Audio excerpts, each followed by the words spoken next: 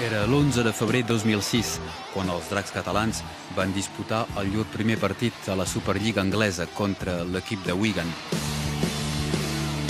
D'ençà, el nostre principal club de rugbi a 13 ha reeixit a crear una passió popular ben envejable.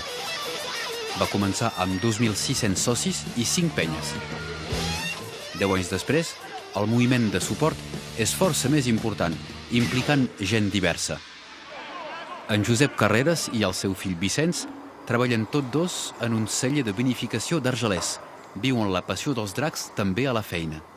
Vaig poder tenir la sort de poder jugar una mica en aquest deport i després, automàticament, Vicenç, em va transmetre a l'olla. O sigui que... Em va transmetre la passió, em va portar a l'estadi des de nen. És veritat que jo no he jugat al rugbi a 13, però m'agrada molt i comparteixo la passió amb el meu pare, amb els amics i sempre...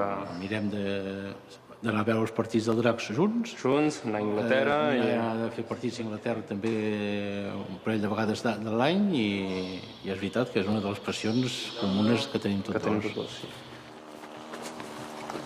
Bueno, aquí, a més, estem en país de rugbi a 15, Argelers, però no hi ha cap problema amb els dos nois que treballen amb mi tot el dia. Eren més aviat a 15 i això de parlar-los del Dracs i de fer-los venir al partit, ara són del Rosselló i que els agrada els dos rugbis. I sí, venen a veure el Dracs, em demanen què han fet i quan poden venir, doncs venen al camp automàticament. Ja els he posat el virus. Al vilatge de Bou, terra de rugbi a 13 per excel·lència, hi ha la penya de seguidors dels dracs més important del país, amb 156 membres. El seu president, l'Andreu de Díaz, explica aquest èxit.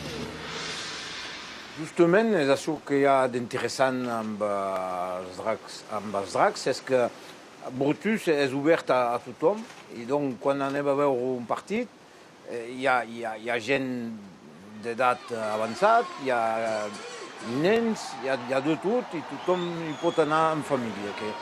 Els dirigents dels dracs no són tancats i donen prou llibertats a les penyes, als seguidors, perquè siguin fidels, dona afició i dona ganes de seguir els dracs, fins a Anglaterra i tot. Els seguidors dels dracs serien com els altres. No pas ben bé, si mirem la història del rugbi a 13. Al començament eren gent que tenien una certa resistència, perquè el rugbi 13 tenia pas una exposició important. Per ser tresista calia ser resistent. És a dir, que tenien pas de ser influençat per informacions que venien d'altres ordals. I tot això, amb un gran xef, que és en Bernard, ha constituït una força que avui apoya una multitud de gent. I el públic del club va creixent, amb enguany més de 10.000 espectadors en un sol partit a l'estadi Gilbert Brutus de Perpinyà. El club espera que la propera nova tribuna, que cal construir, permeti arribar als 15.000, un nou desafiament per acontentar la passió d'un país.